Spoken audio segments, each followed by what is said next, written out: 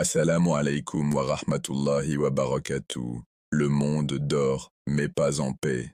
Il dort dans la distraction, dans l'illusion, dans un confort qui semble être une bénédiction, mais qui cache une tempête. Nous défilons, nous parlons, nous rions, nous construisons.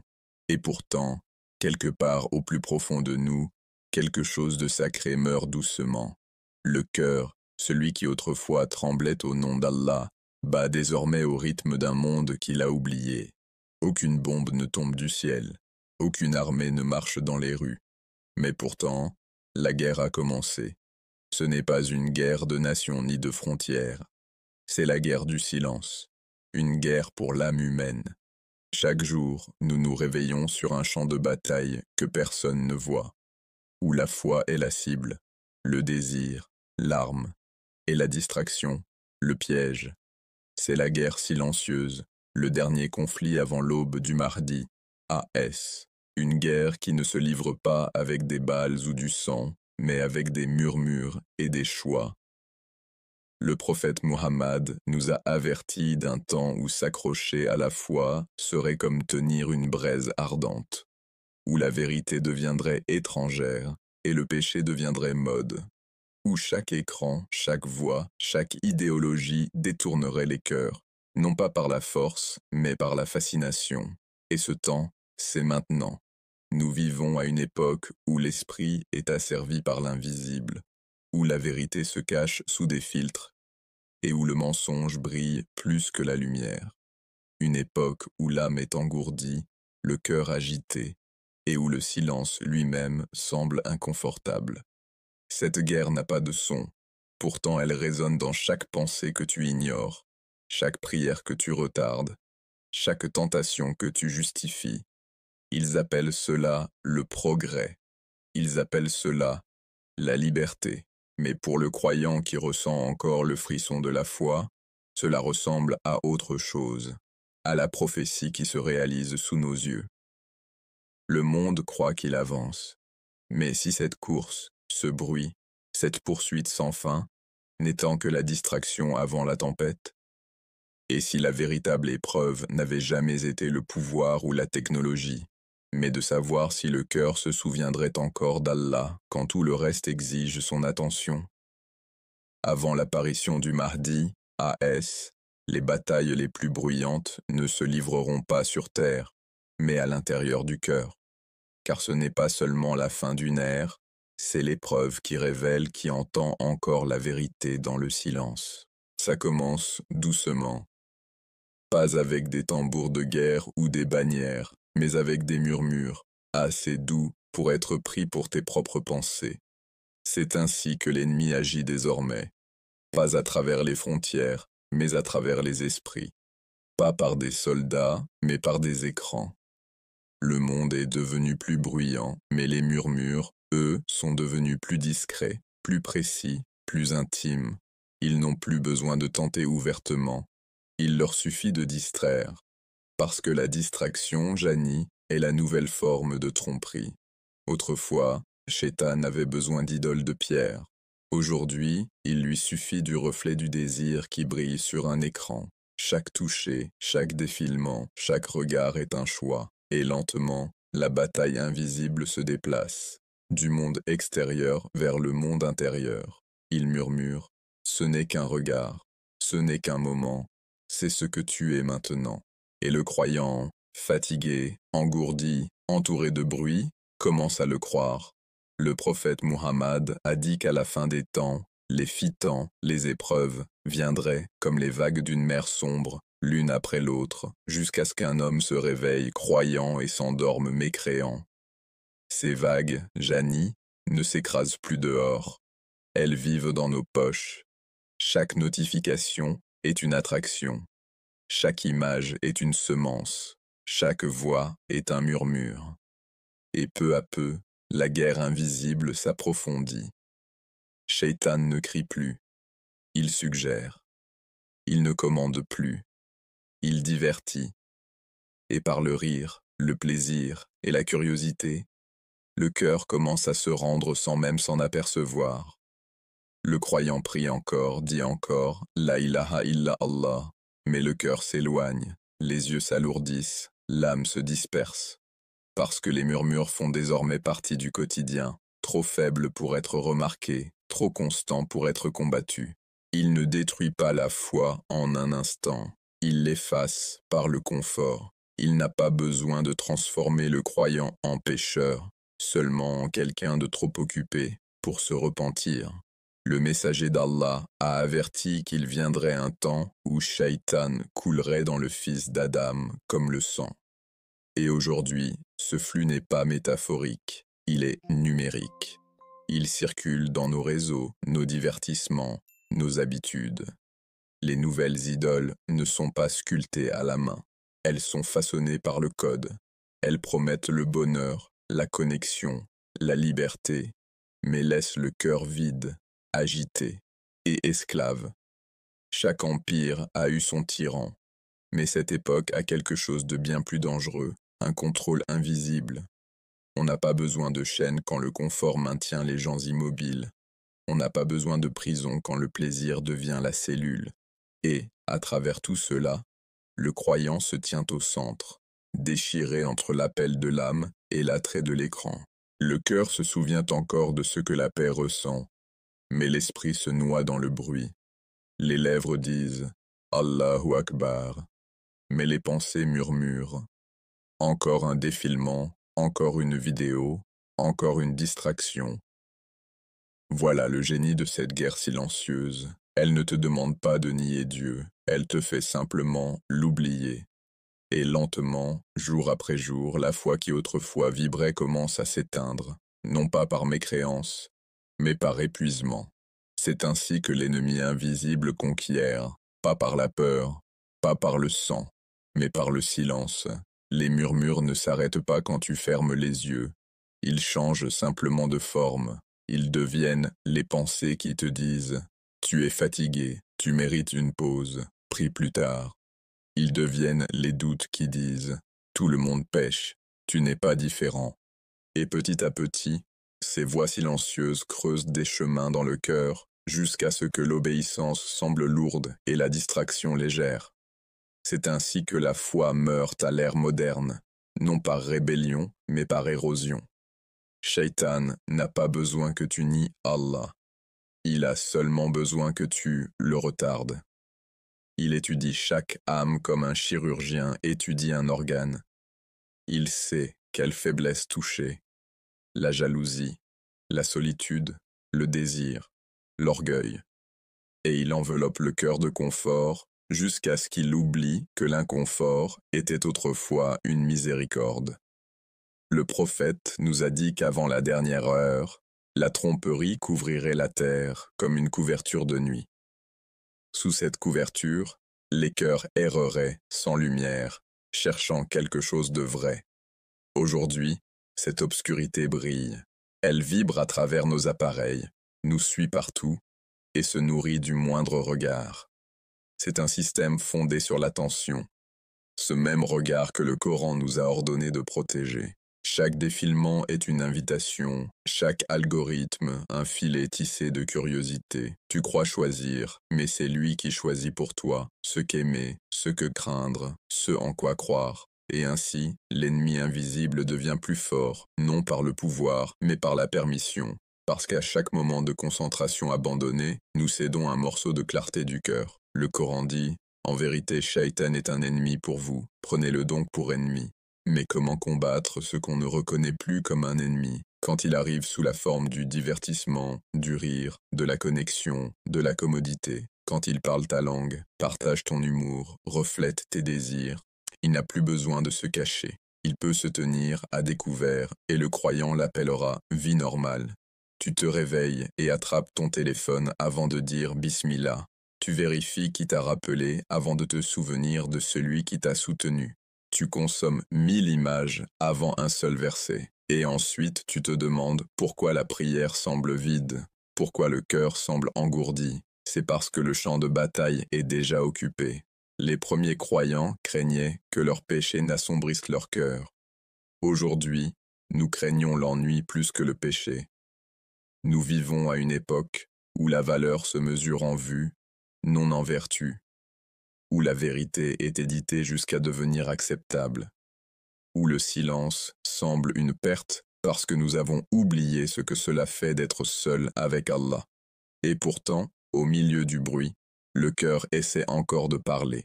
Il tremble pendant un verset du Coran. Il souffre pendant une nuit tranquille. Il se souvient, un instant, que la paix n'a jamais été perdue. Elle était simplement enfouie. Ce tremblement, Jani, est la preuve que tout n'est pas perdu. Parce que même dans cette guerre invisible, le croyant possède encore des armes, le dhikr, la patience, la sincérité, le repentir, mais l'ennemi ne les craint que lorsqu'elles sont utilisées. Il attend que le croyant dise « Demain, je changerai », parce que demain ne vient jamais. Il murmure que la foi est trop lourde pour ce monde, que la simplicité est une faiblesse, que la pudeur est dépassée. Et le croyant, entouré d'une civilisation qui adore le moi, commence à douter que la soumission ait jamais été une liberté. Pourtant, le messager nous a dit qu'Allah ne regarde pas votre richesse ni votre apparence, mais vos cœurs et vos actes. C'est donc là que la vraie guerre fait rage, dans les chambres invisibles du cœur, où les anges écrivent et les murmures se heurtent. Imagine, Jani, si les voiles se levaient juste un instant. Tu verrais deux armées entourant chaque âme, la lumière d'un côté, l'ombre de l'autre, chacune attendant qu'une seule intention choisisse son drapeau. C'est pourquoi le rappel est une armure. Pourquoi la sincérité est une épée.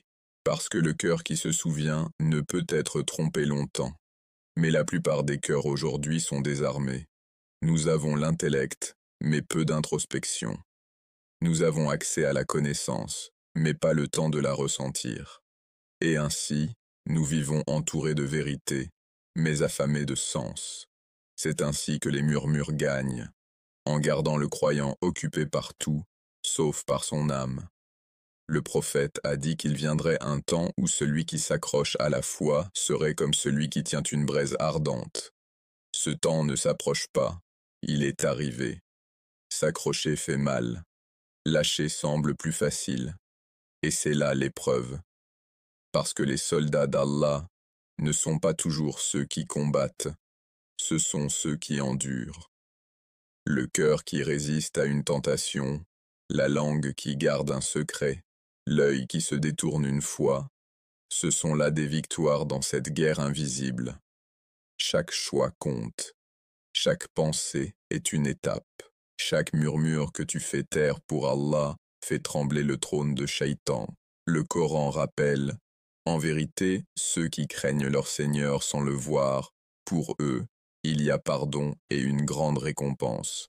Ce verset, Jani, a été écrit pour cette époque même, quand la guerre invisible se livre avec une foi invisible. Alors souviens-toi, quand le monde semble lourd, quand les péchés paraissent plus faciles, quand ton propre reflet te semble étranger, ce n'est pas de la faiblesse, c'est le champ de bataille, et tu es encore en train de te battre. Les anges écrivent ton combat, les cieux témoignent de ta patience, et même si les murmures t'entourent, ils ne peuvent te posséder, sauf si tu te rends. Parce qu'au final, le plus grand ennemi n'est pas Shaitan, c'est le cœur qui cesse de lui résister. La guerre est silencieuse, l'ennemi est invisible, mais la victoire appartient à ceux qui entendent encore la vérité à travers le bruit. Les armes ne sont pas des épées ni des bombes, ce sont des pensées, des écrans et le silence. Le monde n'est pas tombé en un instant, il s'est estompé. La vérité n'a pas disparu, elle a simplement été entourée, enveloppée dans des couches de demi-vérité, d'opinions et de bruit infini, jusqu'à ce qu'il devienne impossible de distinguer la lumière de son reflet, et ainsi commença l'ère de la confusion, une époque où chaque voix prétendait savoir, où tout le monde parlait, mais personne n'écoutait, où les mêmes plateformes qui promettaient la connaissance sont devenues des usines de tromperie. Le prophète a dit qu'il viendrait un temps où la fitna arriverait comme les vagues de la mer, implacable, déferlante, infinie, et que le croyant se réveillerait musulman et s'endormirait mécréant. Ce temps n'est pas derrière nous, il est maintenant. Nous défilons à travers des océans d'opinion, chaque publication est une vague, chaque clip une marée, et sans nous en rendre compte, le cœur se noie doucement dans la confusion. Dans cette tempête, la vérité n'est pas niée, elle est diluée. Mêlée au divertissement, enveloppée d'humour, enterrée sous l'ironie. Elle devient un spectacle, non une norme. Le prophète a dit, « Avant l'heure, il y aura des années de tromperie, où le menteur sera cru, et le véridique démenti, où le traître sera digne de confiance, et l'homme de confiance sera pris pour un traître. » Regarde autour de toi, Janie, c'est cette prophétie qui se déroule sous nos yeux. Le monde a bâti des scènes pour chaque voix, mais toutes ne méritent pas une audience. Et pourtant, l'attention est devenue la nouvelle vérité. Celui qui la commande définit la réalité. Un seul titre peut changer une croyance. Une seule image peut réécrire une mémoire. Un seul algorithme peut décider ce que des millions verront et ce que des millions ne verront jamais. C'est la réécriture silencieuse de la perception. Autrefois, nous cherchions la connaissance avec humilité. Maintenant, nous la consommons pour la validation. Nous ne demandons plus « Est-ce vrai ?» Nous demandons « Est-ce que cela correspond à ce que je crois déjà ?» Et quand chaque âme devient sa propre référence, la révélation devient un fardeau, non un guide. Le Coran nous a avertis, et la plupart d'entre eux ne suivent que des conjectures. Or, la conjecture ne sert à rien contre la vérité. Sourate Yunus 10, 36. Mais, dans l'ère de la confusion, la conjecture semble sagesse et la certitude paraît arrogance. Nous vivons dans une génération allergique à la conviction, où dire « je crois » semble oppressif et dire « je pense » paraît divin.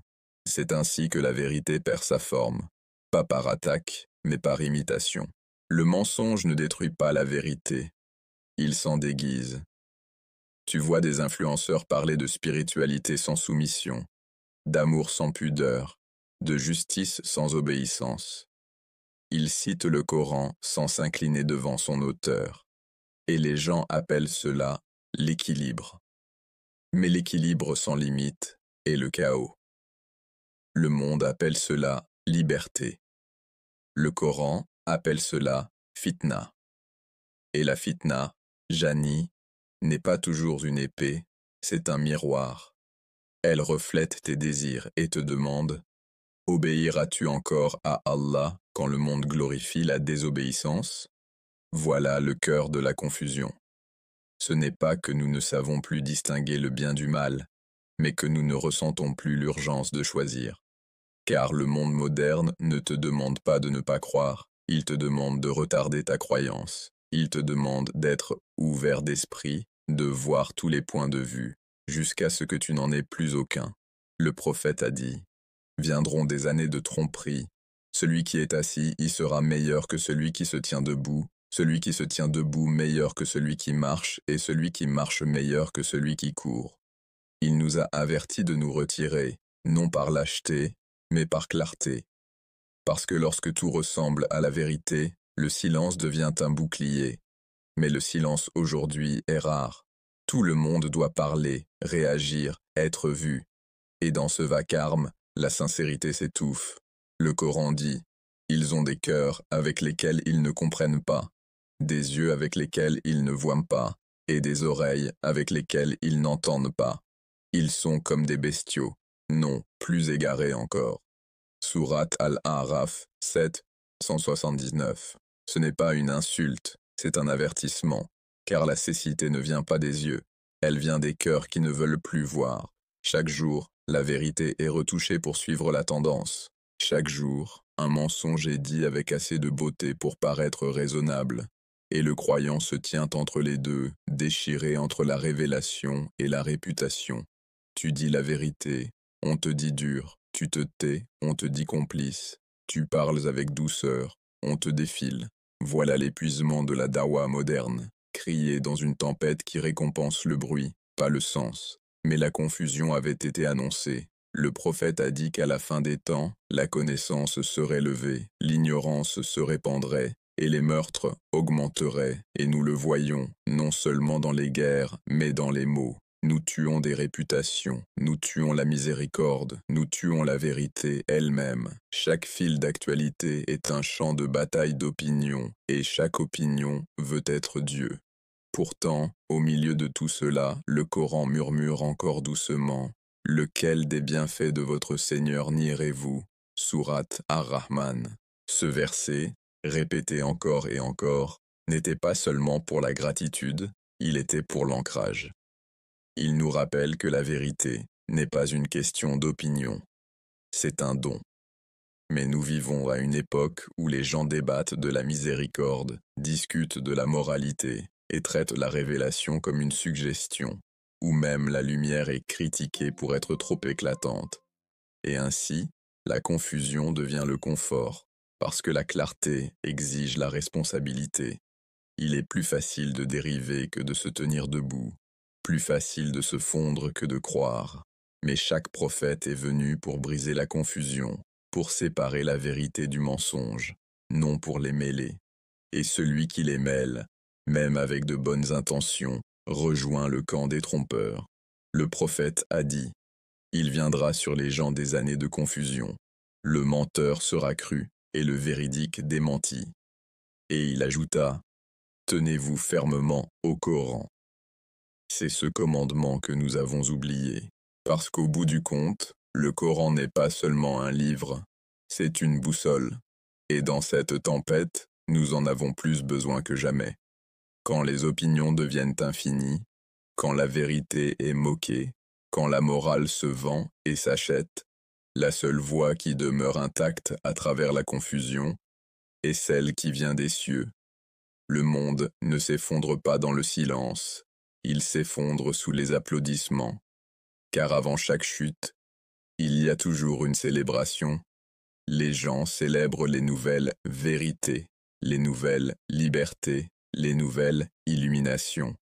Et dans cette célébration, l'âme commence à mourir, en souriant.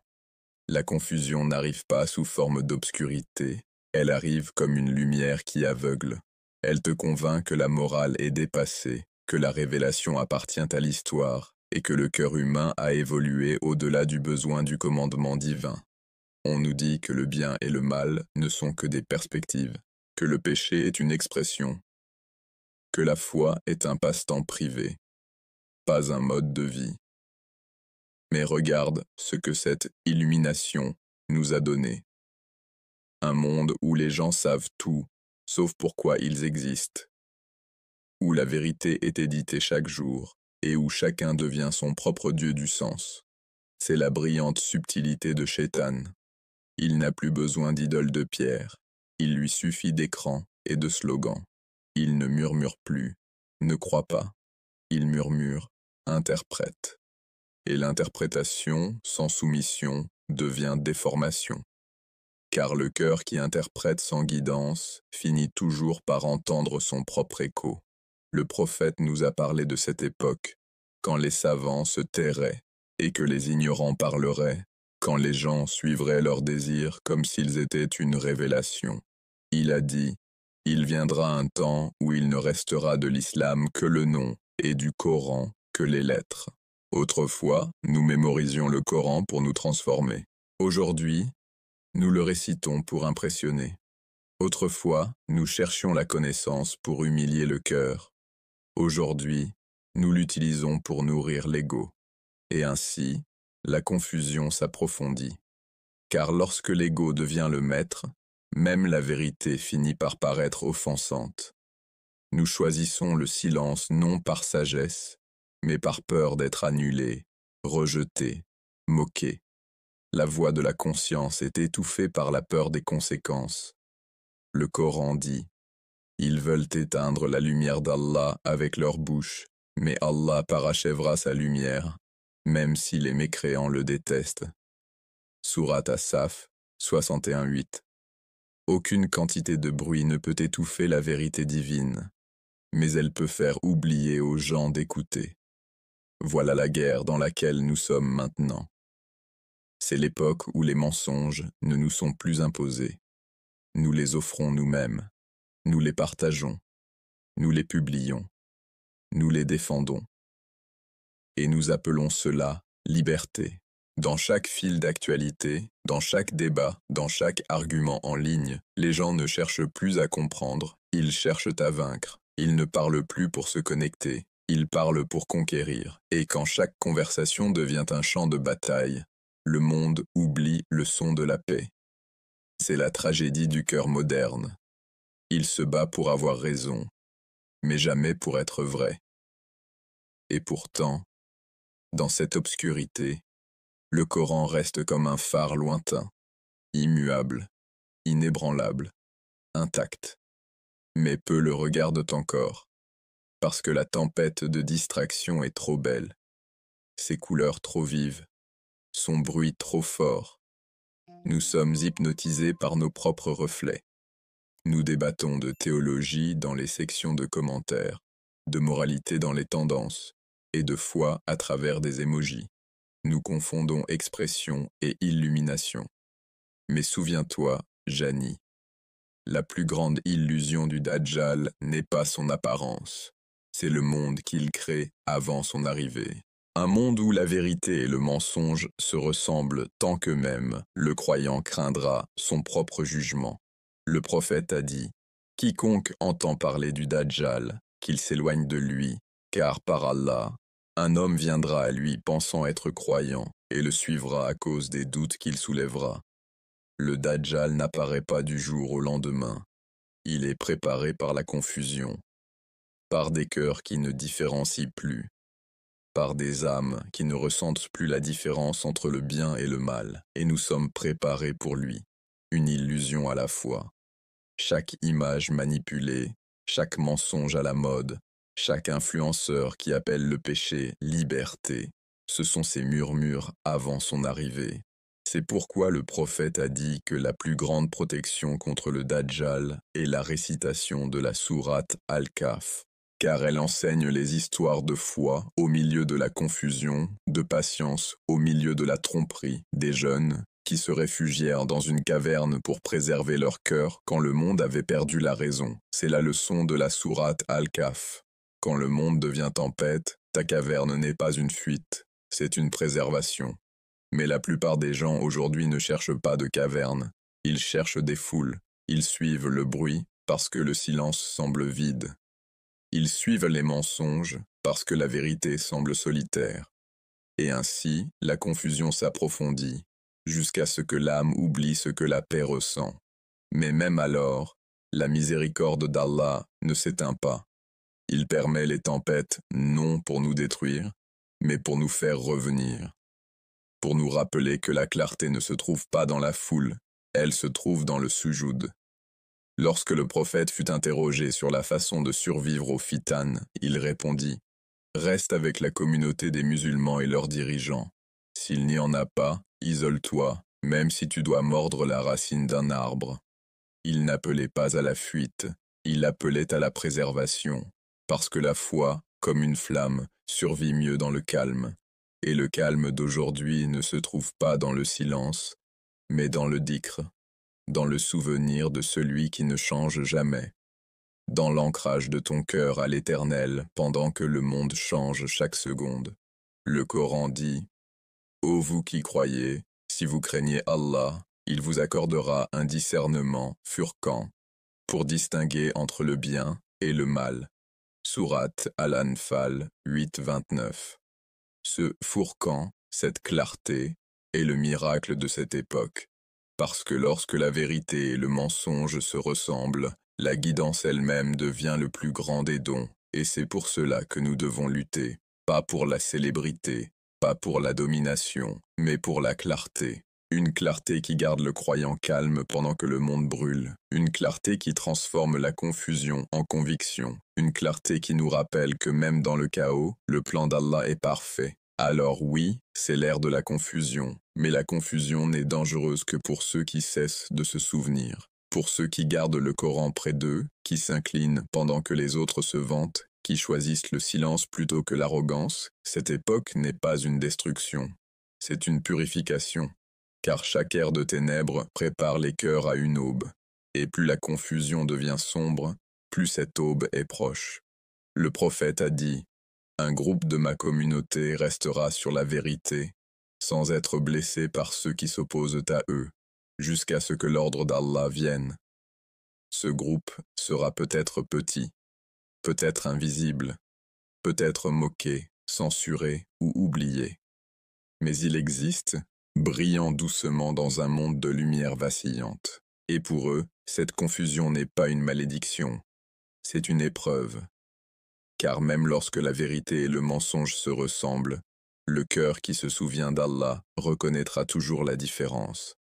Alors tiens bon, Jani. Tiens bon quand ils rient de ta simplicité. Tiens bon quand ils appellent ta foi dépassée. Tiens bon quand ton cœur est lourd de tout le bruit. Car la confusion n'est pas éternelle. La tempête n'est pas infinie.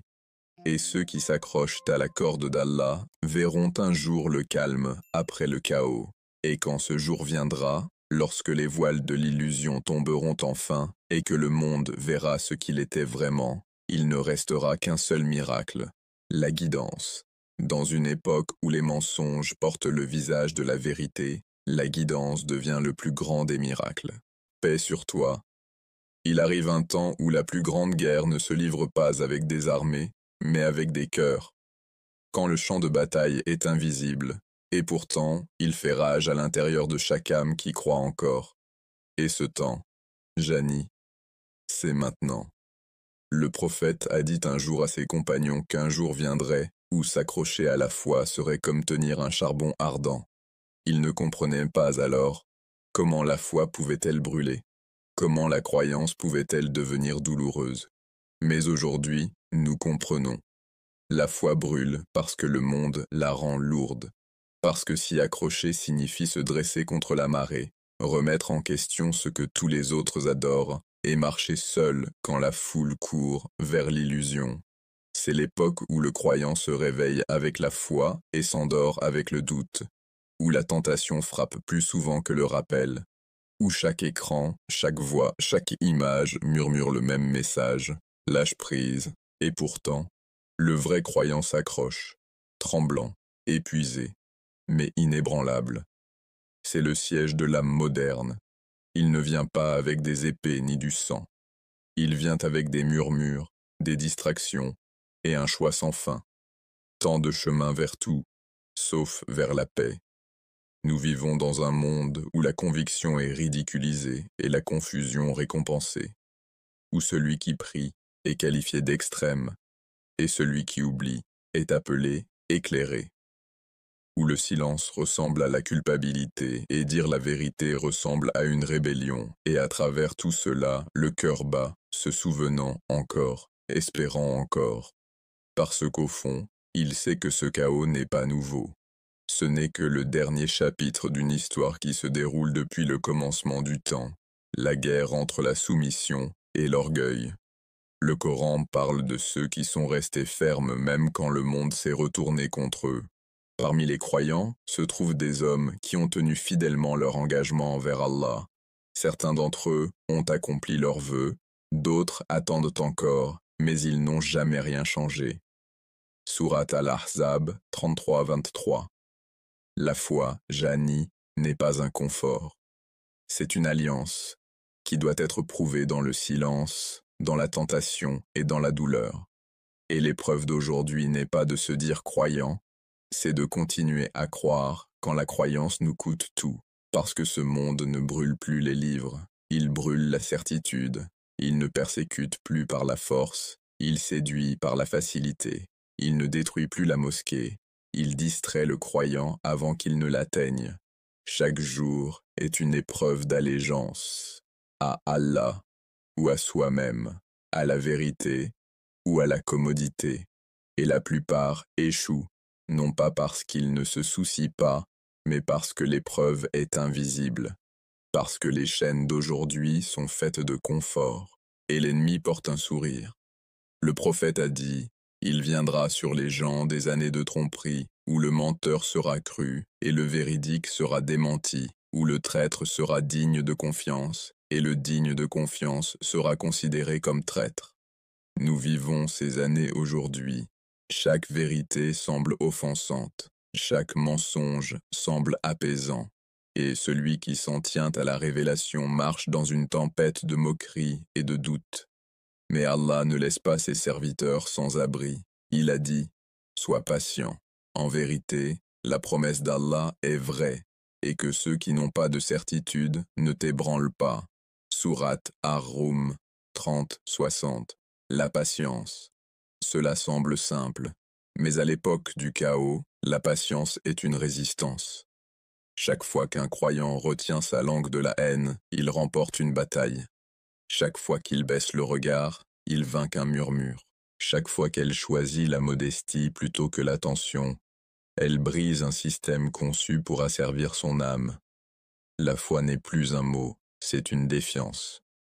Parce que lorsque le monde te dit de vivre sans limite, et que tu réponds « Non, Allah a fixé les miennes », tu es déjà un soldat dans la guerre la plus silencieuse jamais menée. C'est ce que le prophète voulait dire quand il a dit « L'islam a commencé comme quelque chose d'étrange, et il redeviendra étrange comme il a commencé. » Alors, bonne nouvelle aux étrangers. Nous sommes ces étrangers aujourd'hui, marchant dans un monde qui appelle la mécréance liberté et l'obéissance oppression. Et pourtant, nous sourions, parce que nous savons que chaque difficulté est une invitation à prouver notre loyauté envers celui qui nous a créés. Chaque épreuve est une question d'Allah. Crois-tu encore? Et chaque acte de patience est une réponse murmurée dans l'invisible. Oui, mon Seigneur, je crois encore. Alors, le siège continue. Il nous entoure de toutes parts, par les désirs, les doutes, les distractions et le désespoir. Mais le cœur d'un croyant n'est pas facilement conquis, parce qu'en lui brûle une lumière qu'aucun algorithme, aucun gouvernement, aucune tromperie ne peut éteindre. Et cette lumière, c'est la foi. Pas bruyante, pas fière, mais inébranlable. Elle vacille, mais ne s'éteint jamais. Allah dit, Allah est la lumière des cieux et de la terre, lumière sur lumière. Allah guide vers sa lumière qui il veut. Sourate An-Nur 24-35. Voilà la promesse, que même si le monde s'effondre, si ton cœur se tourne encore vers lui, tu es en sécurité. Alors garde cette flamme près de toi, Janie. Protège-la comme le dernier souffle de l'aube dans une nuit sans fin. Parce que ce n'est pas la fin de la foi, c'est le chant de l'épreuve. Et les âmes qui survivront à ce siège seront celles choisies pour être témoins de l'aube qui suivra. Le siège ne ressemble pas toujours au chaos. Parfois, il ressemble à la paix, une vie calme, un ventre plein, un lit doux. Et dans ce confort, la foi commence à s'éteindre doucement. Parce que le confort, Janie, peut être plus dangereux que l'épreuve. Quand la vie fait mal, tu te souviens d'Allah. Mais quand elle est facile, tu oublies. Quand les choses tournent mal, tu l'invoques. Mais quand tout va bien, tu commences à penser que c'est ta propre force qui t'a conduit là. Et c'est ainsi que l'ennemi gagne, non pas en détruisant la foi, mais en la distrayant. Le prophète a dit, « Méfiez-vous de la dunya, le monde, car elle est douce et verte, et Allah vous y fait succéder les uns aux autres pour voir comment vous agirez. Ce monde éblouissant, numérique, sans sommeil, est l'épreuve ultime. Il promet le paradis maintenant, le plaisir maintenant, la récompense maintenant. Mais chacune de ces promesses est creuse, parce que tout ce qui brille ici finit par s'éteindre, et le croyant doit continuer à se demander « Qu'échangeais-je contre mon éternité ?» Il fut un temps où les croyants craignaient de perdre leur prière. Aujourd'hui, ils craignent de perdre le Wi-Fi. Il fut un temps où des larmes coulaient la nuit par amour pour Allah. Aujourd'hui, les écrans brillent dans cette même obscurité, engourdissant les cœurs, réduisant le silence. Le siège de la foi est silencieux parce qu'il ne ressemble pas à la guerre. Il ressemble au divertissement. Il se ressent comme le confort. Mais il vole ce qui nous rend vivants, notre lien avec Allah. Le Coran dit, « Il y a parmi les gens celui qui adore Allah sur le fil. S'il lui arrive un bien, il s'en satisfait, Mais s'il lui arrive une épreuve, il tourne sur son visage. Il perd alors ce monde et l'au-delà. Sourate Al-Hajj 22-11. Ce verset nous décrit aujourd'hui des gens sur le fil de la croyance. Nous prions quand nous en avons envie. Nous obéissons quand c'est pratique. Nous aimons Allah, mais pas plus que nous-mêmes. Et dans cette hésitation, la foi commence à se fissurer. Le prophète nous a dit: les cœurs seront exposés aux épreuves comme un tapis tissé brin par brin, et tout cœur qui l'absorbe aura une tache noire, tandis que tout cœur qui la rejette aura une tache blanche. Jusqu'à ce qu'ils disent: les cœurs deviendront de deux types, l'un pur et lumineux, l'autre sombre et confus. C'est le temps où ces taches sont en train d'être placées. Chaque choix, chaque clic, chaque compromis ajoute une marque, et chaque acte de sincérité en efface une. Alors, la question n'est pas de savoir si le monde nous éprouve, mais si nous nous soucions encore assez pour résister. La foi n'est plus une question de perfection, c'est une question de survie. Parce que chaque jour, quelque chose tente de la prendre. Le flot infini de distractions, le poison de la comparaison, l'illusion que cette vie est tout. Mais Allah continue d'appeler à travers tout cela: ne faiblissez pas et ne soyez pas attristés, car vous serez les supérieurs si vous êtes de vrais croyants. Sourate Al-Imran 3139. Ces paroles, Jani, n'étaient pas pour une génération de paix. Elles furent révélées à des gens qui avaient tout perdu, mais refusaient de perdre espoir. Elles nous rappellent que la force de la foi ne se prouve pas quand la vie est facile, mais quand tout tente de te faire douter.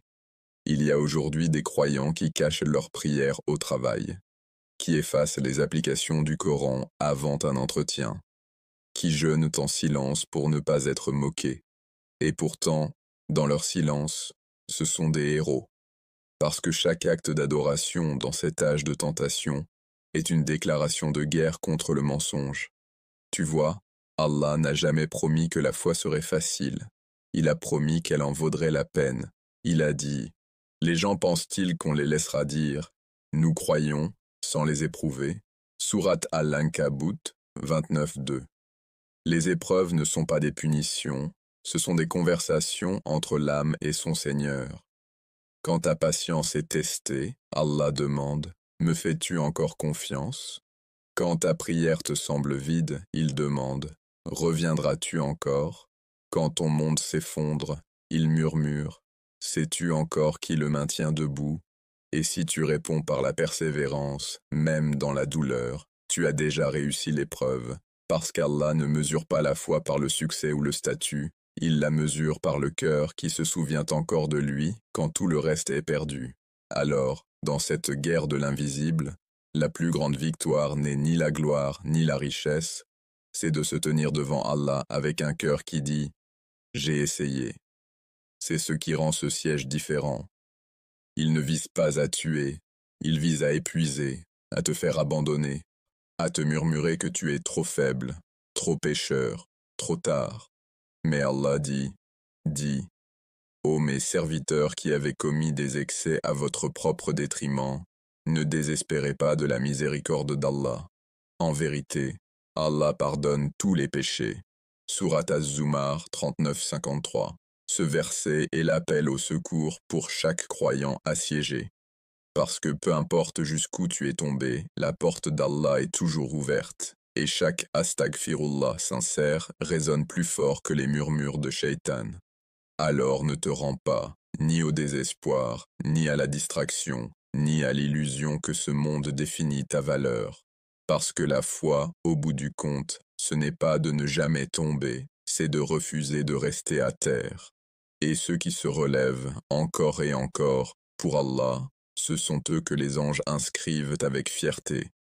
Le prophète a dit: le croyant fort est meilleur et plus aimé d'Allah que le croyant faible, bien que les deux soient bons. La force ici ne signifie pas les muscles ou la richesse, elle signifie l'endurance. Elle signifie la capacité de dire encore La ilaha illa Allah quand tout tente de la faire taire. Et bientôt, quand la confusion se dissipera, quand le monde s'effondrera sous sa propre tromperie, les patients, ceux qui ont résisté calmement, qui ont tenu bon avec foi, seront ceux qui se relèveront. Parce que le prophète a promis, bonne nouvelle à ceux qui restent fermes durant les épreuves. Pour eux, il y aura de la lumière le jour du jugement. Alors tiens ta position, Jani. Même si tu as l'impression que le monde est contre toi, sache ceci. Allah est avec ceux qui sont vrais. Laisse les cœurs trembler. Laisse le monde s'agiter. Laisse le siège continuer s'il le faut. Car l'âme qui refuse de se rendre est déjà victorieuse. Et quand la poussière retombera sur le champ de bataille de cette vie, la dernière voix qui résonnera pour l'éternité sera celle-ci. Paix sur vous pour ce que vous avez enduré patiemment. Quelle belle demeure finale. Sourate Ar-Ra'd 13-24. Car le véritable champ de bataille de la fin des temps, c'est l'âme qui refuse de se rendre. Le monde ne les remarquera jamais. Aucun titre de journal ne mentionnera leur nom. Ils vivent dans le silence, des ombres dans un temps de bruit. Alors que le monde crie pour attirer l'attention, ils marchent dans le calme. Tandis que d'autres construisent des empires de pixels et d'orgueil. Eux bâtissent des forteresses dans leur cœur. Ce sont ceux qui se lèvent encore avant l'aube, quand le monde dort. Leur voix murmure « Allahu Akbar » dans une obscurité qui ne connaît que la distraction. Personne ne les voit, personne ne les applaudit, mais les cieux, eux, les voient. C'est l'armée cachée, non pas des soldats armés, mais des serviteurs avec le houdou sur leurs mains et la lumière dans leur cœur. Ils ne sont pas réunis par des bannières, ni unis par la politique ou le pouvoir. Ils sont liés par un seul commandement. Tenez fermement la corde d'Allah, et ne soyez pas divisés. Chaque génération les a connus, mais en ces temps, ils sont peu nombreux et silencieux, car la guerre qu'ils mènent ne peut être diffusée, et les victoires qu'ils remportent sont invisibles. Ils ne marchent pas sur les champs de bataille, ils marchent contre eux-mêmes, leurs propres désirs, leurs propres distractions, leurs propres faiblesses. Ce sont des guerriers de l'invisible, formés à la patience, armés de dhikr, vêtus d'humilité. Et lorsque le monde se moque de la foi en la qualifiant de retardée, ils baissent les yeux et murmurent « En vérité, la promesse d'Allah est réelle. » Ce sont ceux qui se préparent, non pour la gloire, mais pour l'arrivée d'un guide que le monde a oublié, celui dont la venue a été promise lorsque la terre serait noyée dans l'injustice. Mais avant qu'il ne vienne, avant que les bannières ne se lèvent et que les tyrans ne tombent, il doit y avoir des cœurs prêts à l'accueillir. Et ces cœurs se forgent maintenant, dans le silence. Ce sont des gens ordinaires, dotés d'une endurance extraordinaire. Une infirmière qui murmure « Bismillah » avant de soigner un malade. Un jeune homme qui combat la tentation quand personne ne le regarde. Une mère qui élève son enfant pour qu'il aime Allah plus que le monde. Un étudiant qui choisit la vérité plutôt que la tendance. Chaque acte de foi, aussi petit soit-il, est une arme qui s'aiguise. Chaque repentir sincère est un soldat qui revient sur la ligne de front. Chaque larme versée pour Allah est une victoire secrète. C'est la préparation silencieuse avant la tempête. Le prophète a dit « Un groupe de ma communauté continuera de combattre pour la vérité, manifeste et victorieux, jusqu'à ce que l'ordre d'Allah vienne. Ils ne porteront pas tous des épées. Certains porteront des paroles. Certains porteront des prières. Certains porteront la patience. L'arme la plus rare de toutes. Et lorsque le monde s'effondrera sous le poids de son arrogance, quand le mensonge deviendra loi et la vérité rébellion, ces silencieux resteront debout, parce qu'ils se sont entraînés quand personne ne les regardait. Ils ont purifié leurs âmes quand personne ne s'en souciait. Ils ont marché à contre-courant quand tous dérivaient. Le Coran dit « Et ceux qui luttent pour nous, nous les guiderons assurément vers nos voies. Et en vérité, Allah est avec les bienfaisants. » Sourate Al-Ankabut 29-69. Cette lutte, le jihad nafs, le combat de l'âme, c'est ce qui les distingue. Ils comprennent qu'avant tout grand changement dans le monde, il doit y avoir un grand changement intérieur. Ils n'attendent pas que le Mahdi apparaisse. Ils deviennent les croyants dignes de se tenir à ses côtés. Et peut-être, juste peut-être, ils ne le rencontreront jamais dans cette vie. Mais leur sincérité préparera le monde à son arrivée. Leurs duas adouciront les cœurs à travers les générations. Leur patience résonnera au-delà du temps. C'est la loi divine de la préparation. Avant chaque aube, il y a une obscurité. Avant chaque sauveur, il y a des serviteurs silencieux. Avant chaque victoire, il y a une endurance invisible. Regarde autour de toi, Jani. Tandis que le monde défile sans fin, se moquant de la foi et poursuivant le plaisir, certains cœurs se débranchent de l'illusion. Ils s'assoient tranquillement, avec le Coran dans leurs mains et des larmes dans leurs yeux. Ils n'attendent pas les miracles, ils en deviennent. Parce qu'ils savent que la vraie guerre n'est pas entre les nations, c'est entre la lumière et l'ombre, à l'intérieur de chaque âme. Et ainsi, ils résistent. Ils résistent à l'arrogance par l'humilité. Ils résistent à la haine par le pardon. Ils résistent au bruit par le silence. Ils résistent à l'oubli par le souvenir. Leur force ne vient pas des nombres ou des adeptes, mais de celui qui a dit « Si 20 d'entre vous sont endurants, ils vaincront 200. » Sourate Al-Anfal 8, 65. Et ainsi, 20 se lèveront quand des millions tomberont. Une poignée de croyants éclipsera des empires entiers, parce que le monde mesure la force en nombre, mais Allah la mesure en sincérité. Il y a des jours où ils se sentent seuls, quand les moqueries du monde transpercent leur cœur, quand la solitude de la droiture semble plus lourde que le péché.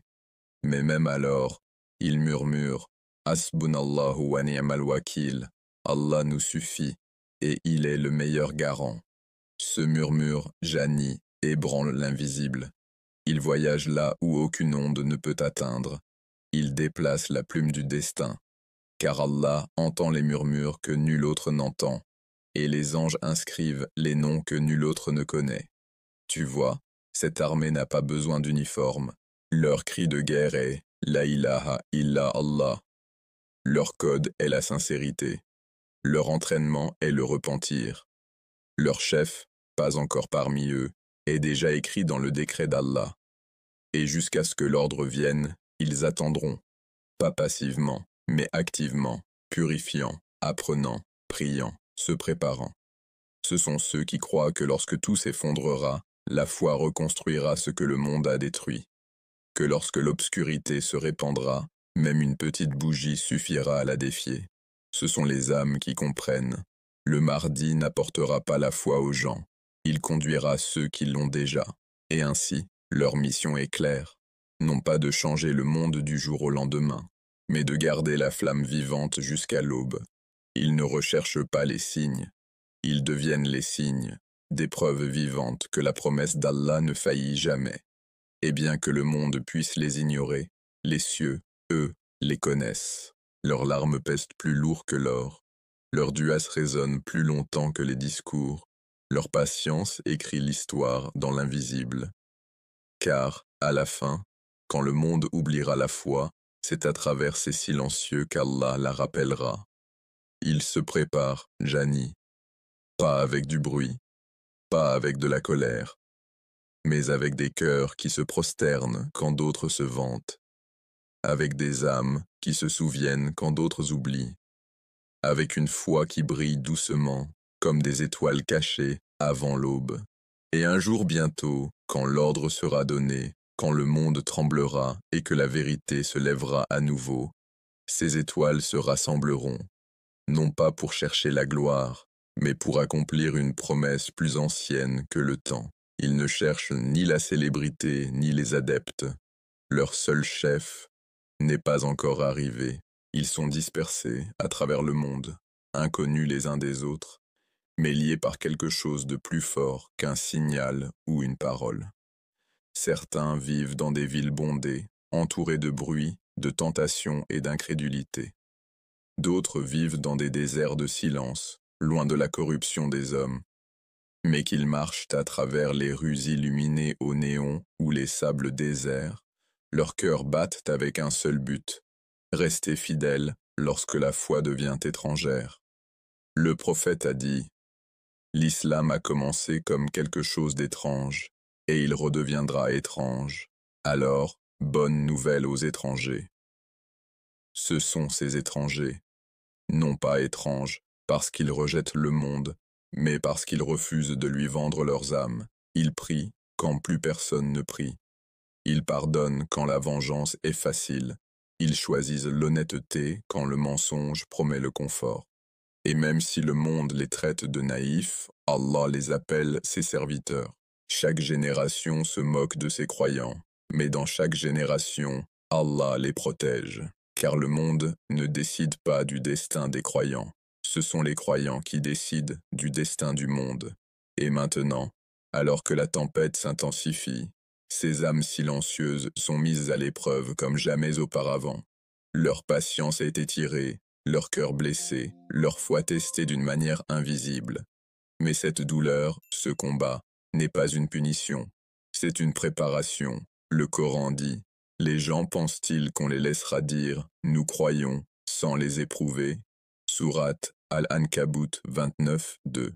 Chaque épreuve qu'ils affrontent aiguise leur âme. Chaque chagrin retire l'arrogance. Chaque déception retire l'attachement. Jusqu'à ce qu'il ne reste que la pureté. Une foi sans illusion. C'est l'entraînement de l'armée cachée.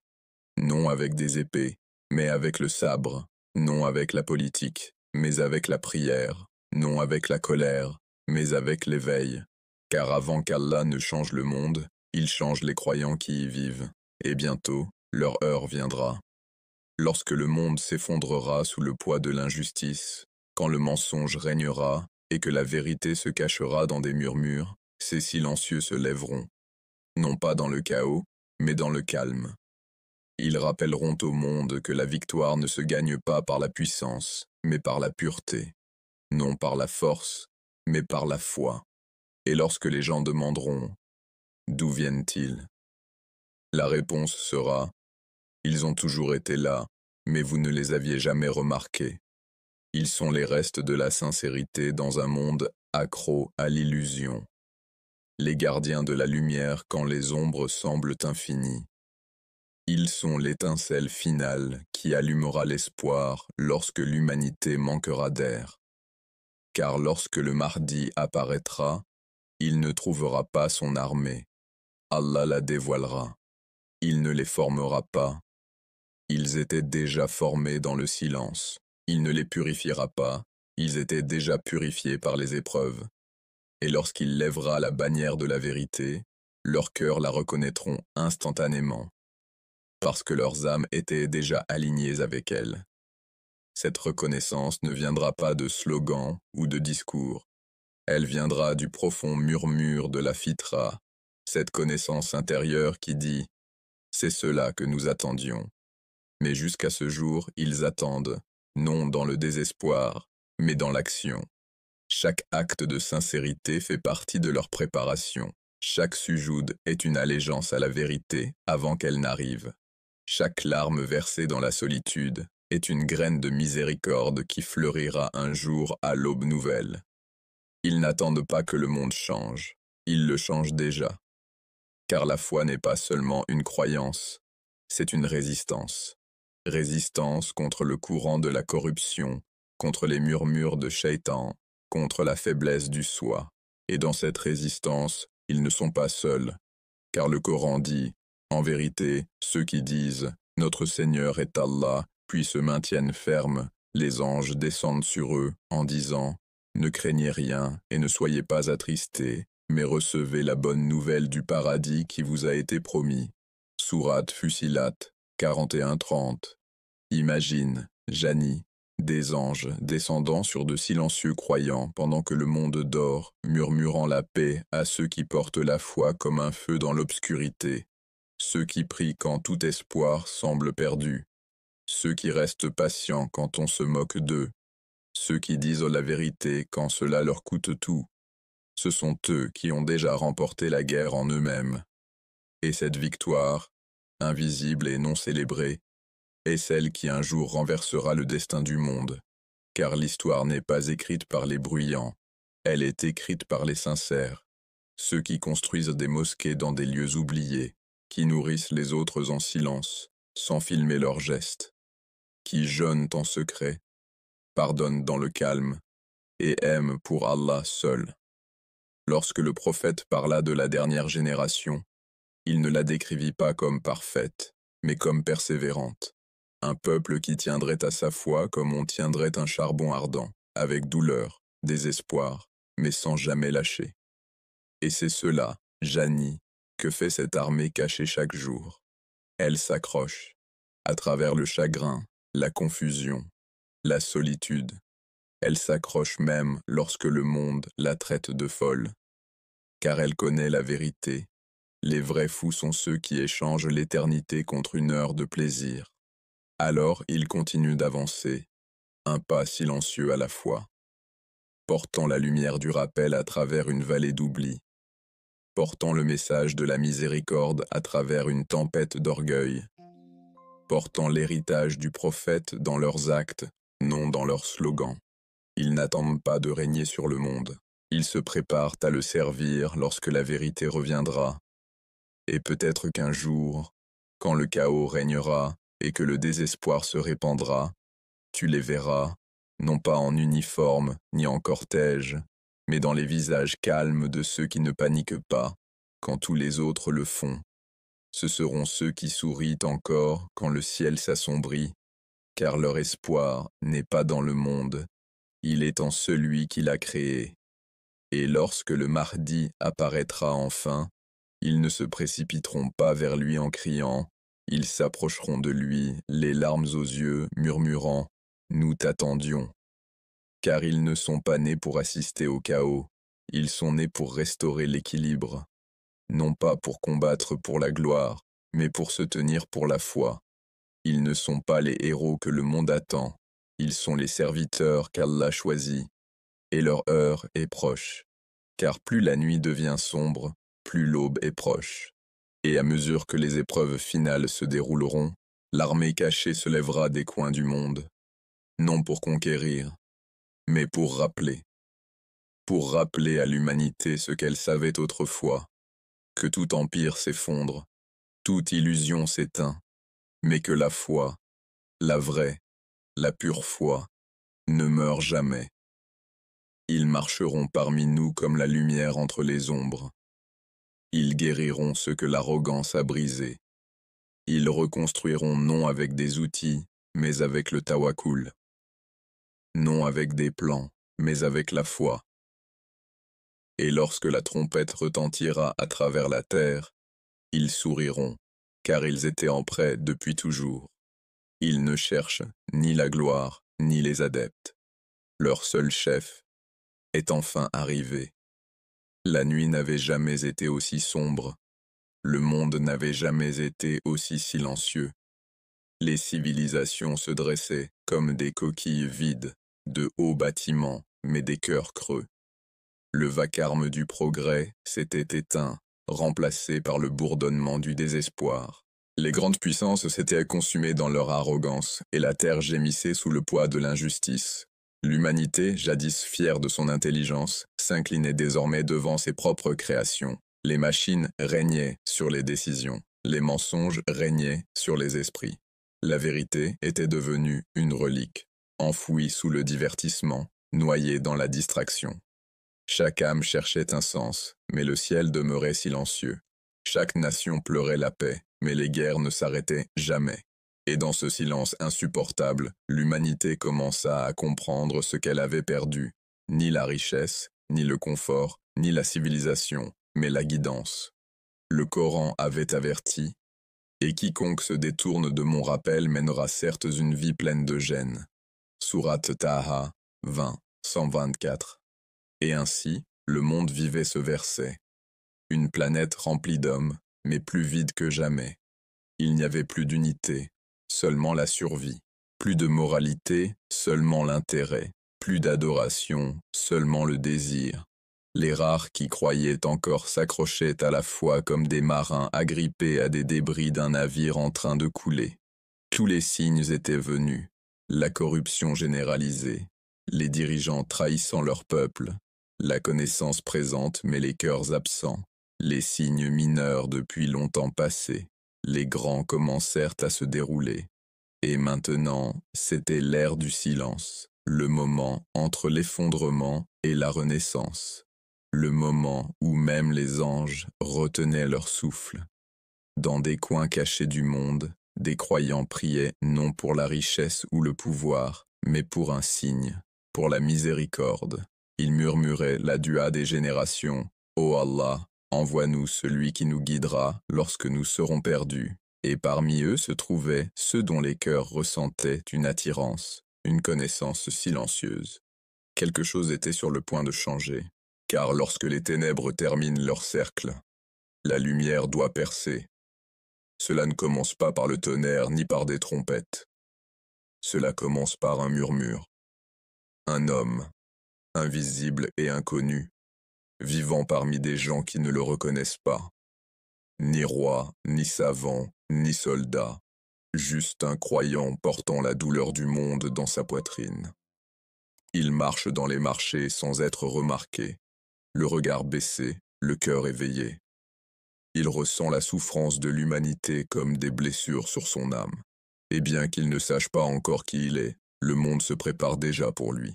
Le prophète a dit, « Le Mahdi est de ma famille, des descendants de Fatima. » Il ne revendiquera pas le leadership par ambition. Il sera choisi au moment où il s'y attendra le moins. Tout commencera dans la plus sainte des cités, à une époque où la Oumma sera fracturée, quand le monde sera au bord de l'anéantissement. Et alors, entre la peur et la foi, entre l'effondrement et l'espoir, le moment choisi arrivera. Les gens chercheront refuge auprès de la Kaaba, désespérés de sécurité. L'air tremblera de confusion et de prière. Et là, près de la maison d'Allah, ils trouveront un homme parmi eux, humble, silencieux, en larmes. Un homme dont le cœur a porté le poids du monde sans se plaindre. Et ils sauront. Quelque chose dans leurs âmes leur dira, c'est lui. Ils s'approcheront de lui et il résistera. Il dira, je ne suis pas digne de cela. Mais ils insisteront, car le temps est venu et le destin ne demande pas la permission. Ils prendront sa main, entre la pierre noire et le maqam d'Ibrahim, et lui prêteront allégeance. Et les cieux s'ébranleront, les anges descendront. La trompette du destin résonnera à travers l'invisible. Ce moment, silencieux pour le monde, sera le tournant de l'histoire. Les opprimés ressentiront un changement en eux. Les tyrans sentiront une peur qu'ils ne peuvent nommer. Car une lumière a été rallumée, la lumière de la direction divine, et bien que le monde ne connaisse pas encore son nom, les signes commenceront à se propager sur la terre. La pluie reviendra sur des terres depuis longtemps asséchées. La justice recommencera à respirer. Les cœurs s'éveilleront de leur sommeil. Et le prophète a dit, il remplira la terre de justice et d'équité, comme elle avait été remplie d'oppression et de tyrannie. Mais avant cette aube, il y aura des tempêtes. Avant sa paix, il y aura des épreuves. Car toute lumière doit lutter pour percer les ténèbres. Des armées se lèveront contre lui. De faux dirigeants le maudiront. Les corrompus le craindront, car ils portent ce qu'ils ne peuvent contrôler, la vérité divine. Pourtant, sa victoire ne viendra ni du nombre ni de la force. Elle viendra de la pureté, de croyants qui ont combattu leurs égaux bien avant de combattre qui que ce soit d'autre. Ce sont les mêmes êtres cachés dont nous avons parlé auparavant, désormais appelés à se révéler par le destin. Des hommes et des femmes dont les cœurs étaient déjà prêts, dont les prières sont devenues leurs épées, dont la foi est devenue leur bouclier. Ensemble, ils marcheront derrière le guide, non pour rechercher le pouvoir, mais pour rétablir l'équilibre. Et tandis qu'ils avanceront, le monde tremblera, non de peur, mais d'éveil. Car ce qui arrive n'est pas simplement un homme, c'est la miséricorde renaissante. Et la miséricorde, lorsqu'elle se lève, brise même les murs du désespoir. Le monde tremble sous le poids de ses propres péchés. Les puissants se sont tus, leurs empires s'effondrant comme des châteaux de sable. Les corrompus contemplent leurs richesses et n'y voient que des cendres. Et au milieu de ces ruines, une voix s'élève, calme, inébranlable, emplie de miséricorde. Ce n'est pas la voix d'un conquérant, c'est la voix du bien guidé. Il ne gouverne ni par la peur, ni par l'or, ni par la force. Il gouverne par la vérité, une vérité si pénétrante que même les arrogants ne peuvent détourner le regard. Lorsque le Mahdi A.S. apparaîtra, il n'apportera pas de nouvelles paroles. Il ravivera les anciennes, celles que l'humanité a abandonnées. Il élèvera le Coran non comme un symbole, mais comme un commandement. Et la terre, épuisée par le mensonge, recommencera à respirer. Le prophète a dit, il régnera pendant 7 ans, remplissant la terre de justice et d'équité comme elle avait été remplie d'oppression et de tyrannie. Sous sa direction, les nations s'élèveront non par la conquête, mais par le repentir. Ceux qui se moquaient autrefois des croyants pleureront de regret. Ceux qui vivaient dans l'arrogance tomberont à genoux, non parce qu'ils y seront forcés, mais parce qu'ils verront enfin. Le Mahdi, A.S., ne cherchera pas le trône, c'est le trône qui le cherchera. Il ne construira pas de palais, il reconstruira les cœurs. Il ne poursuivra pas la gloire, il restaurera la foi. Sous son règne, les rivières couleront de nouveau. Les cieux béniront la terre de pluie, les récoltes pousseront en abondance, et la justice sera si parfaite que même les animaux vivront en harmonie. Un berger marchera parmi son troupeau, un enfant jouera en sécurité, et chaque appel à la prière résonnera non seulement à travers les mosquées, mais à travers chaque cœur éveillé. Le prophète a dit, « Ma communauté connaîtra un temps comme jamais auparavant, paix, abondance et droiture. » Mais cette paix n'est pas sans but, c'est la pause avant la tempête, car la mission du Mahdi n'est pas seulement d'apporter la justice, c'est de préparer le monde à ce qui vient ensuite. Le Dajjal se lèvera, et avec lui, la plus grande tromperie que l'humanité ait jamais connue. Un être qui prétendra à la divinité, qui détournera la technologie, l'illusion et la connaissance en faux miracles. Le Mahdi A.S. restera ferme, non par les armes, mais par la foi. Son armée sera petite comparée aux forces de la tromperie, mais chaque cœur à ses côtés brillera plus fort que 1000 soleils. Et à ce moment, lorsque le mensonge semblera invincible, les cieux s'ouvriront, le ciel se fendra de lumière, et le fils de Marie, Isa, A.S., descendra. Chaque parcelle d'air tremblera. Chaque âme se taira. Le monde sera témoin d'une scène écrite avant que le temps ne commence. Isa, A.S., descendra près du minaret blanc de Damas, ses mains posées sur les ailes de 2 anges, son visage rayonnant de paix, et il marchera vers le Mahdi, A.S., qui conduira les croyants dans la prière. Le Mahdi reculera, lui offrant la direction de la prière. Mais Isa, A.S., posera sa main bénie sur l'épaule du Mahdi et dira « Non, c'est toi qui dirigeras, car cette prière est pour ta communauté. » Et ensemble, ils prieront, le chef de la dernière Oumma et le messager revenu, un moment où la prophétie rencontre son accomplissement, où la promesse d'Allah atteint sa perfection. La tromperie du Dajjal s'effondrera, le mensonge brûlera devant la lumière de la vérité. Et pour la première fois depuis des siècles, la terre connaîtra la vraie paix, non la paix politique, mais la paix de l'âme. Le Mahdi, A.S., ne vivra pas pour voir l'éternité, mais son héritage y résonnera à jamais. Car il sera le pont, celui qui portera l'humanité des ténèbres à l'aube. Sous sa direction, les croyants redécouvriront ce que signifie vivre avec un but, adorer sans peur, aimer sans tromperie. Il restaurera la sunna du prophète non par ordre, mais par compassion. Il rappellera au monde que la force ne réside pas dans les armes, mais dans la soumission à la volonté d'Allah. Et lorsque son temps touchera à sa fin, le Mahdi, A.S., contemplera la Oumma, un monde guéri, des cœurs unis, la justice restaurée, et il sourira, car sa mission n'a jamais été le pouvoir, c'était la lumière, et cette lumière continuera, transmise à travers les générations de foi, jusqu'à ce que l'heure finale soit appelée. On se souviendra de lui non comme d'un souverain, mais comme d'une miséricorde, un homme qui a rappelé à l'humanité qu'Allah n'abandonne jamais ses serviteurs, peu importe la profondeur des ténèbres. Et lorsque son âme retournera à son Seigneur, les anges descendront une fois de plus, non pour le pleurer, mais en paix. Car sa tâche sera accomplie, la torche sera transmise, et l'histoire continuera, vers les chapitres finaux du destin. Et comme le dit le Coran, et la vérité est venue, et le faux s'en est allé, car le faux est destiné à disparaître. Sourate Al-Isra 17-81. Lorsque tout espoir s'éteindra, lorsque le monde croira avoir été abandonné, une lumière s'élèvera, non du ciel, mais d'entre les hommes. Le Mahdi, A.S., le bien guidé, rappellera à l'humanité qu'aucune obscurité ne dure pour toujours, car chaque ombre n'existe que pour prouver que la lumière brille encore. Le ciel ne rugira pas quand tout commencera, la terre ne tremblera pas. Il n'y aura ni trompette, ni tonnerre, ni tempête. Tout commencera dans le silence, un silence si lourd qu'il transpercera l'âme. Un jour, l'humanité se réveillera et réalisera que le bruit a disparu. Les écrans infinis, les voix de la tromperie, les guerres d'opinion, envolées.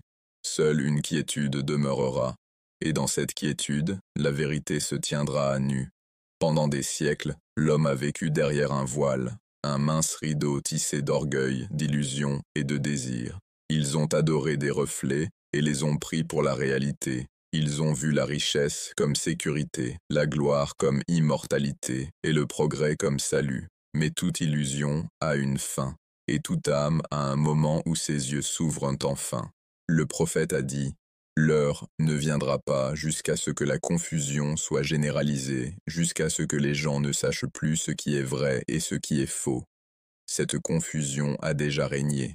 Elle a dominé les cœurs, réécrit la morale et aveuglé les yeux de millions d'âmes. Mais lorsque l'épreuve finale arrivera, le brouillard se dissipera, et ce qui paraissait solide se dissipera comme la fumée devant le vent.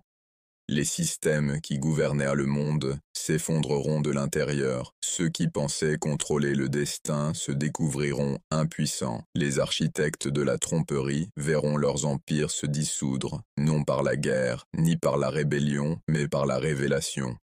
Car lorsqu'Allah décrète que la vérité sera vue, aucune ombre ne peut la cacher.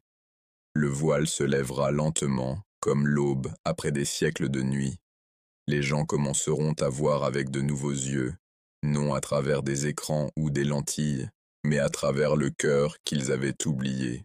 Et ce qu'ils verront les terrifiera, car les visages qu'ils admiraient paraîtront creux. Les idoles qu'ils adoraient, l'argent, l'influence, la technologie, resteront muettes, incapables de les sauver. Le confort sur lequel ils avaient bâti leur vie deviendra froid et lointain. Et pour la première fois, ils comprendront qu'ils n'étaient pas en guerre contre le monde, mais contre eux-mêmes.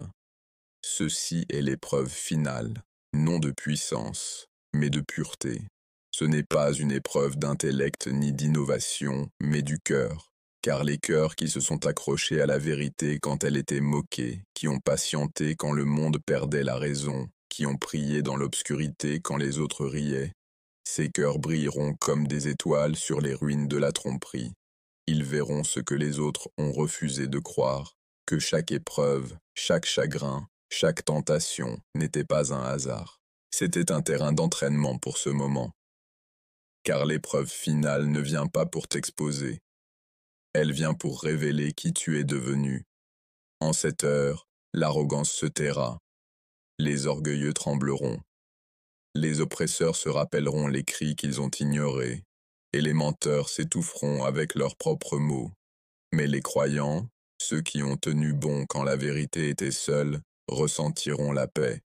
Non parce qu'ils ont été épargnés par l'épreuve, mais parce qu'ils ont porté la foi à travers elle. Quand le voile se lèvera, le monde invisible fusionnera avec le visible. Les anges marcheront parmi les hommes. les murmures de Shaitan disparaîtront dans le néant, et chaque intention secrète surgira à la surface, comme la lumière perçant le brouillard.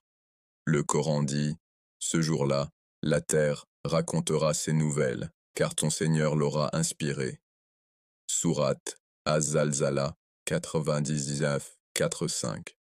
Chaque pas, chaque mot, chaque pensée témoignera. La vérité n'aura plus besoin d'être expliquée, elle sera vue, et alors l'humanité comprendra que la vraie guerre n'était jamais dehors, elle était toujours à l'intérieur. Ils ont cherché à contrôler le monde, mais ont perdu le contrôle de leur âme. Ils ont poursuivi la perfection dans les machines, mais ont négligé la perfection de leur Créateur. Ils ont essayé de bâtir l'éternité à partir de poussière, oubliant qu'Allah seul donne vie à ceux qui meurent. Et tandis que l'épreuve finale se déroule, les croyants pleureront, non de peur, mais d'émerveillement. Car le monde invisible auquel ils croyaient, sans le voir, se tiendra enfin devant eux, dans toute sa clarté. Chaque prière leur reviendra en écho. Chaque larme versée en secret brillera comme une lumière. Chaque acte de patience leur sera rendu multiplié. Et ils murmureront, les lèvres tremblantes. C'est ce que notre Seigneur nous avait promis, et il a dit la vérité. C'est le moment où la croyance devient vision, où la foi devient réalité, où l'invisible devient la seule chose visible. Et dans cette révélation, ceux qui ont formé leur cœur dans le silence comprendront enfin que chaque nuit sans sommeil, chaque tentation repoussée, chaque murmure de rappel dans la solitude les préparait à ce jour. L'heure de la révélation ne viendra pas avec le tonnerre. Elle viendra avec la prise de conscience. Elle se lèvera sur l'humanité comme une lumière qui dévoile ce qu'elle tentait d'enfouir. Chaque mensonge dit, chaque vérité raillée, chaque péché justifié, reviendra, résonnant plus fort que toutes les voix qui les avaient couverts. Les gens regarderont autour d'eux et verront un monde méconnaissable. Les villes autrefois brillantes d'ambition paraîtront vides.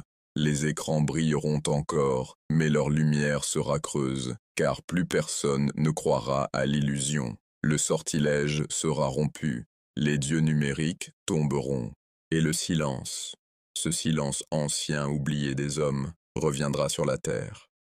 C'est dans ce silence que la vérité parlera enfin. Pendant des siècles, les cœurs ont été assourdis par le bruit du progrès. Ils ont mesuré le succès à la vitesse, la valeur à la richesse et la vérité à la popularité. Mais quand le voile se lèvera, le monde verra que tout progrès bâti sans le souvenir d'Allah n'était qu'une tour dressée sur du sable, et tout château de sable s'effondre, non par la tempête, mais par la marée du temps décrétée par le Tout-Puissant. Allah dit, ne voient-ils pas combien de générations nous avons détruites avant eux? Elles étaient plus fermes sur la terre qu'eux, pourtant nous les avons anéanties pour leurs péchés. Sourate Ghafir 40-82. L'histoire a toujours été un miroir, mais l'homme a choisi de détourner le regard. Il a étudié les ruines des empires, la chute des nations et l'effondrement des civilisations, sans jamais réaliser qu'ils répétaient leurs péchés sous de nouveaux noms. Et maintenant, le reflet ne peut plus être ignoré. Lorsque l'épreuve finale commencera, chaque système sera jugé, chaque fausse idéologie exposée, chaque dirigeant corrompu dévoilé, chaque âme trompée confrontée.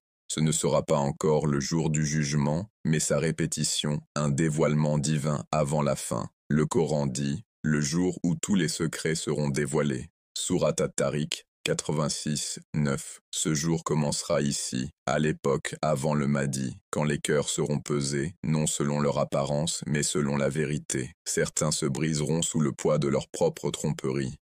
Ils verront les visages qu'ils admiraient, les influenceurs, les tyrans, les faux savants, et les verront tels qu'ils étaient vraiment, les miroirs de la même arrogance qui a détruit Iblis. D'autres se tiendront dans une paix silencieuse, non parce qu'ils étaient sans faute, mais parce qu'ils se sont repentis quand les autres se moquaient du repentir, parce qu'ils ont cru quand la foi était démodée, parce qu'ils ont craint Allah en secret, même quand le monde riait de la foi. Ceux-là sont ceux que le prophète a décrits en disant « Viendra un temps où s'accrocher à la foi sera comme tenir un charbon ardent. » Et ils ont tenu, à travers la moquerie, à travers la tentation, à travers la solitude. Ils ont tenu, et maintenant, ils comprendront pourquoi. Pour eux, le voile qui se lève n'est pas un châtiment, c'est une promesse. C'est le moment où la patience devient puissance et la foi invisible devient vérité incontestable. Mais pour ceux qui se sont moqués, qui ont vécu pour le désir et oublié l'âme, le dévoilement sera insupportable. Ils voudront revenir, se repentir, se cacher. Mais il n'y aura plus de cachette quand le monde invisible se tiendra révélé. Le Coran dit « Ton propre registre te suffit aujourd'hui comme preuve contre toi. Lis ton livre. » Sourate Al-Isra 17, 14. Et ils liront, non sur du papier, ni par mémoire, mais à travers leur propre vie, chaque action enregistrée, chaque pensée connue, chaque excuse réduite au silence. Voilà l'épreuve finale, non de force ni d'intellect, mais de ce que tu as laissé devenir ton cœur. Le prophète a averti qu'avant la dernière heure, viendra un temps où les cœurs des gens changeront plus vite que l'eau bouillante. C'est l'épreuve que nous vivons aujourd'hui, où la foi vacille et où le mensonge brille. Mais bientôt, la flamme de la foi surpassera le feu du faux. La lumière des croyants s'élèvera tandis que les illusions du monde se consumeront en cendres. Et quand tout sera terminé, quand la vérité se tiendra sans déguisement, quand chaque tromperie se dissipera en néant, le monde comprendra enfin. La guerre n'a jamais été une question de qui avait raison, mais de qui est resté sincère. Elle n'a jamais été une question de savoir ou d'innovation, mais de souvenir. Elle n'a jamais concerné ceux qui ont bâti le monde, mais ceux qui ont sauvé leur âme de lui. Et alors, quand le voile de la tromperie tombera pour la dernière fois, et que l'horizon brûlera de lumière divine, un murmure emplira le silence de la terre. Ceux qui ont formé leur cœur dans le silence verront enfin ce pourquoi ils se sont battus. Et lorsque la poussière retombera enfin, il n'y aura plus d'armée pour marcher, plus de trône à protéger, plus de drapeau à brandir. Ce qui restera, c'est le silence, ce silence qui suit la révélation, celui qui permet à chaque cœur d'entendre ce qu'il est devenu. Car la guerre qui faisait rage n'était pas celle des épées ni des nations, c'était la guerre invisible de la foi. Les batailles se livraient en secret, entre le désir et la discipline, le doute et la croyance, l'illusion et le rappel. Chaque fois qu'un croyant choisissait la patience plutôt que la colère, la vérité plutôt que le confort, la prière plutôt que l'orgueil, une victoire invisible était inscrite. C'était cela, le véritable djihad.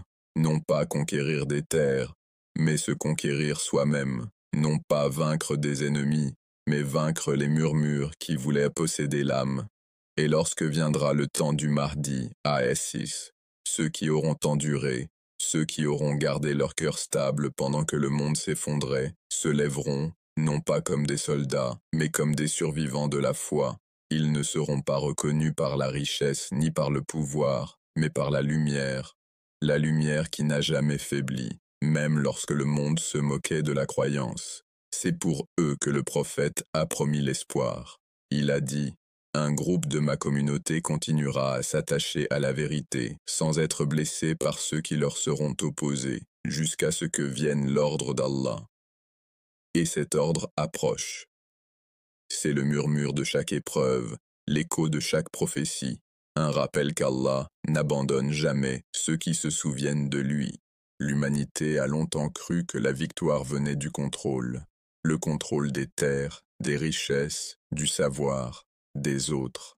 Mais désormais, elle verra que la seule victoire qui demeure est celle de l'intérieur, celle qui survit à la perte, à la trahison, à la tentation et au silence, celle qui reste debout quand tout le reste s'effondre.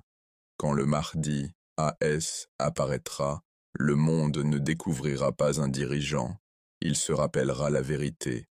Il ne viendra pas créer des croyants, il viendra rassembler ceux qui le sont déjà, ceux qui ne se sont jamais prosternés devant la tromperie, ceux qui ont protégé leur prière pendant que les autres protégeaient leur orgueil, ceux qui ont aimé Allah plus que les applaudissements du monde. Et ils sauront que la paix n'a pas commencé avec son arrivée.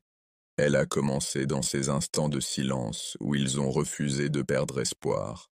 Quand ils ont murmuré « La ilaha illallah » à une époque où le dire faisait d'eux des étrangers. Quand ils ont choisi la lumière plutôt que le confort et la vérité plutôt que le nombre. L'élévation du Mahdi n'est pas un commencement, c'est une récompense. Une promesse divine accomplie pour les cœurs qui ne se sont jamais rendus. Pendant des siècles, le monde a pris le chaos pour la puissance et le silence pour la faiblesse. Mais lorsque l'aube finale arrivera, tout deviendra clair. Ceux qui sont restés patients n'étaient pas en train de perdre. Ils attendaient. Et ce qu'ils attendaient n'appartenait pas à ce monde. Le Coran dit, en vérité, la terre appartient à Allah. Il en donne la possession à qui il veut parmi ses serviteurs. Et la bonne fin est pour les pieux. Sourate Al-Araf 7-128. Les pieux, non les puissants. Les sincères, non les célèbres. Les patients, non les orgueilleux. Ils sont les véritables vainqueurs de cette guerre silencieuse. Leur victoire n'est pas chantée par les langues, mais consignée par les anges. Elle ne se mesure pas en triomphe, mais en larmes. Elle n'est pas vue par les foules, mais par celui qui voit tout. Et lorsque le Mahdi se tiendra debout, entouré d'eux, le monde comprendra enfin ce qu'il n'a jamais compris, que les plus grandes révolutions commencent dans les cœurs, que la foi fut la première arme, et la miséricorde la victoire finale, que ceux qui se sont agenouillés en prière pendant que le monde se prosternait devant lui-même étaient les seuls à vraiment se tenir debout. Alors, en attendant cette aube, laisse cette vérité s'enraciner profondément. La victoire ne dépend pas de ce que nous bâtissons, mais de ce que nous protégeons. Pas de la force de nos cris, mais de la sincérité de notre foi.